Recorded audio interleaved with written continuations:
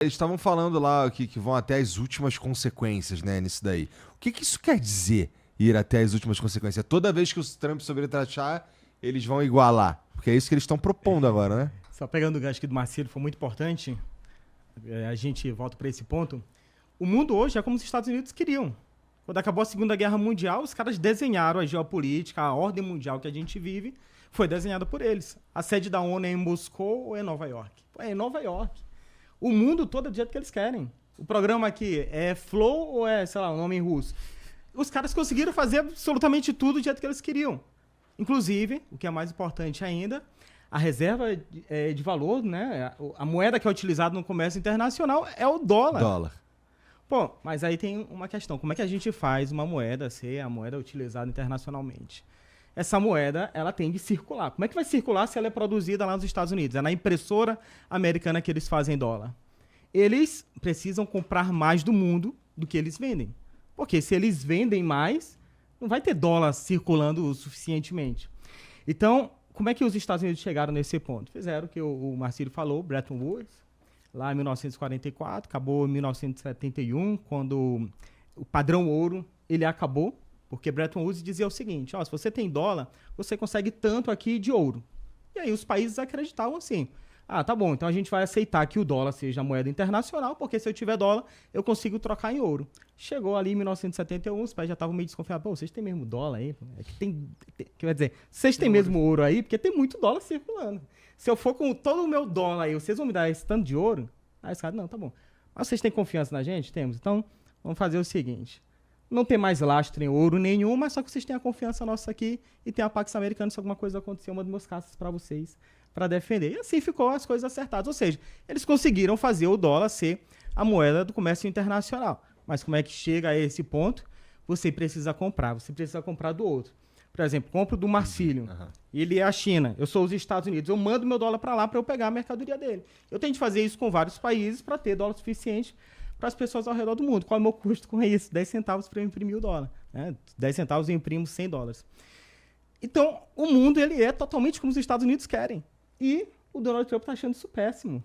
Ele pode comprar qualquer coisa no mundo, imprimindo lá uma nota de 100 dólares com 10 centavos, e ele acha isso péssimo. Então, eu não sei, sinceramente, onde ele quer chegar.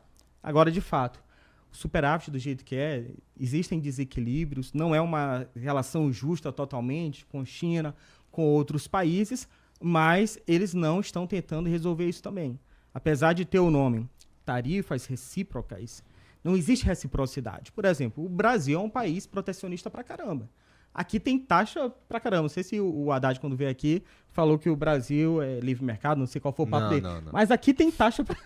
Não tem como, né? Não, tem. É só dizer, a taxa não é pro consumidor, é pra empresa pagar. Puta, essa é foda, né? É foda. E os caras estão falando mais ou menos isso lá nos Estados Unidos, viu? Eles estão janjando nessa. Eles estão dizendo que a tarifa não é pro americano, é para as empresas. Isso daí está, inclusive, escrito pelo próprio governo americano, pelos secretários de lá. Enfim. Os americanos engolem essa, cara? Espero que não, né? Mas vai lá. É aquele ponto que a gente acabou de conversar. Tem gente que é muito cega por político. É verdade.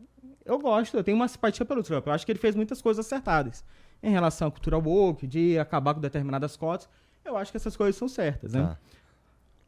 Eu posso te denunciar aí pra galera? Por quê? O banheiro aqui, como é que é o que a galera fica puta da vida? É unissex? Não, unissex é aceito. É como então? Qual o banheiro que não é aceito? É a mesma coisa, só muda o nome. Sei lá. Pô, esqueci agora. Enfim. É que tem um nomezinho aí, a galera é cismada com o nome. Tem um nome, também não sei. mas o pessoal vai botar nos comentários aí daqui a pouco. Daqui a tem pouco um nome que se... sei lá, bissexual, não sei. Enfim. Tá. Vamos voltar aqui pro ponto em que a gente estava. Então, os Estados Unidos, eles conseguiram desenhar a geopolítica, as finanças exatamente como eles querem. E aí chega nesse ponto com essa tarifação. Eu estava falando em relação ao nome das tarifas recíprocas. Isso daí foi apresentado pelo governo Donald Trump. Ele usou esse nome. O que dá a entender? O que dá a entender é o seguinte. Brasil, super protecionista. Eles taxam a gente com 50%. A gente vai taxar em 50% também. Foi a tarifa para o Brasil, por exemplo? Não, o Brasil foi 10%, apesar de ser um país super protecionista. Por quê? Eles estão vendo com quem eles têm mais déficit ou não. Entendi. Então vai depender disso daí. Ou seja, tem um monte de narrativa política também por trás dessas medidas E aí as pessoas acabam misturando a tecnicidade com a paixão política. Entendi. 10% pro Brasil, mas quando a gente fala 10% de taxa, 104% de taxa, 30 e tantos por cento de taxa, qualquer coisa, tudo que vem de lá? Existem alguns produtos diferenciados, por exemplo, aço e alumínio, ele sobretaxou em 25%, independente do país de origem. Pro restante dos países é 10%. E que nem o Danilo falou, né? Na minha concepção, assim, o Trump cometeu vários erros e esse foi mais um deles. Por quê? Você fazer uma conta matemática para taxar os outros países, para mim é de uma infelicidade sem tamanho, porque você ignora alianças geopolíticas. Por exemplo, o caso de Israel. Israel foi taxado em 17%. Israel tem 98% de todos os produtos livre comércio com os Estados Unidos. Só que a relação Israel e Estados Unidos é deficitária para os americanos.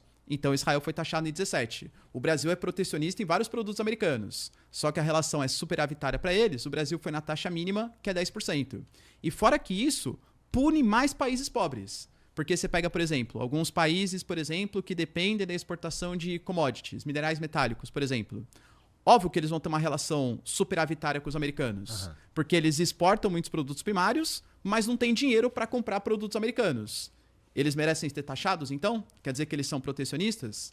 Então, ignora alianças geopolíticas, ignora a realidade econômica. Assim, até dentro do Partido Republicano, e mesmo na sociedade americana, isso está sendo muito... Até o Elon Musk está criticando. O Elon Musk, por exemplo, hoje, ele xingou o principal assessor econômico do Trump de imbecil.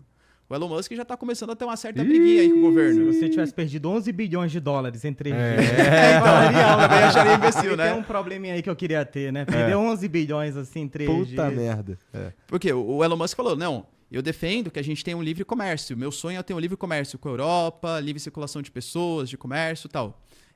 E aí o secretário falou assim, olha, o Elon Musk, ele está pensando mais nos seus próprios interesses do que nos interesses do Estado americano. O que eu quero é que não que a Tesla produza nos Estados Unidos, mas eu quero que todos os produtos, o lítio, enfim, né, toda a parte ali, informação do carro, seja produzida nos Estados Unidos. Uhum. E aí o Elon Musk falou que é um pensamento burro, que é um pensamento tacanho, que ignora a globalização. Pô, ele falou isso do principal assessor econômico e que é quem a mídia está colocando que é o pensador dessas tarifas americanas. Para mim, essa concepção que o Trump está tendo é uma concepção que não combina mais com a realidade atual. Balança comercial, Igor, não é definitivo para saber se o país ele vai ser rico ou não.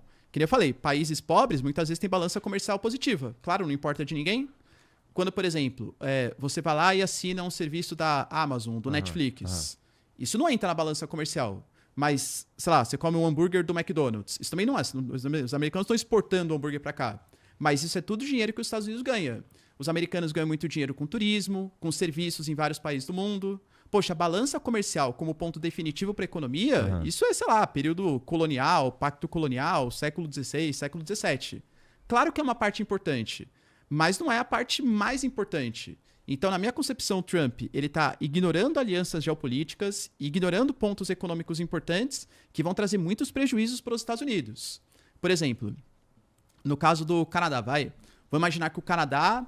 Não, beleza, então, Trump, eu aceito as suas tarifas, a gente volta atrás aqui, beleza.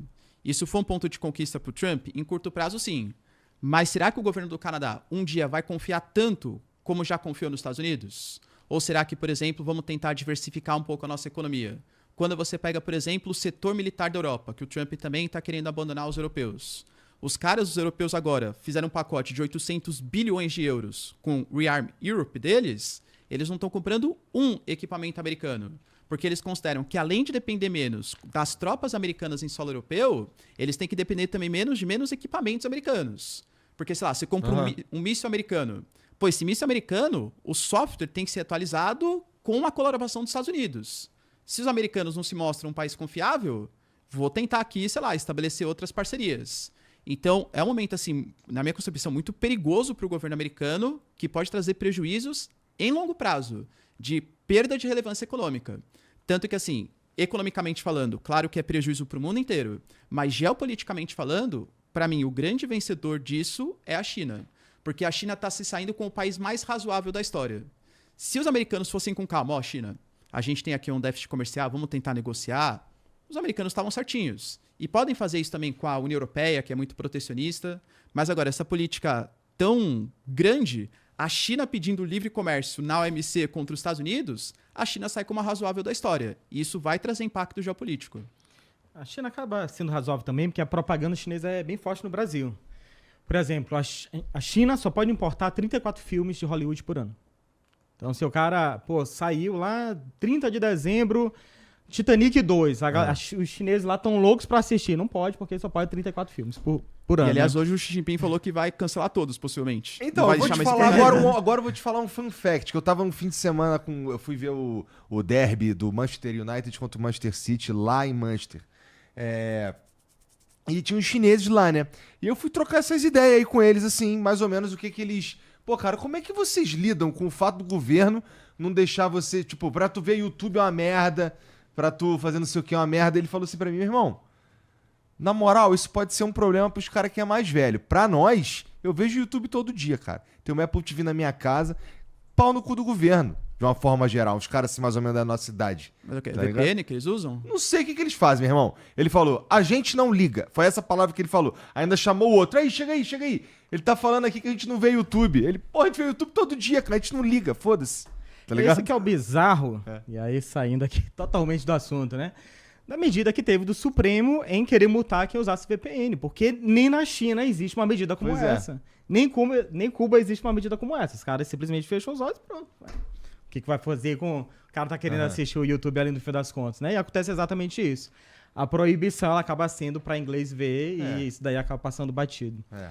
Mas, enfim, tem todas essas proibições e o pessoal fica focando nos Estados Unidos, né? Então, eu acho que tem essa assimetria de comunicação que, inclusive, leva algumas pessoas a acreditarem que a gente já está na Terceira Guerra Mundial, porque a gente vive, na verdade, uma guerra híbrida e essa camada, essa fase aí da comunicação, a guerra informacional, ela acaba sendo uma etapa dela, né?